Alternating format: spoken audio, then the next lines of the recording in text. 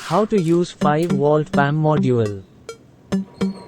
We need to 0.5 watt speaker. Use 3.7 to 5 volts lithium battery and aux connector and 2 male pin. It's time to connect the 2 male pin JST to the battery terminal of the PAM module. You know how to solder a circuit? Comment in the comment box.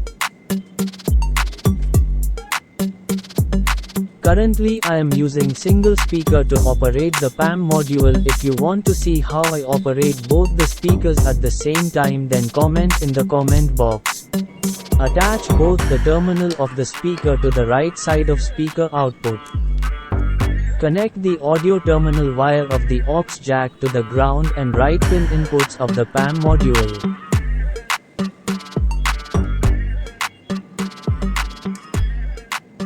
As you can see, all connections are perfectly done according to me. Let's test our circuit.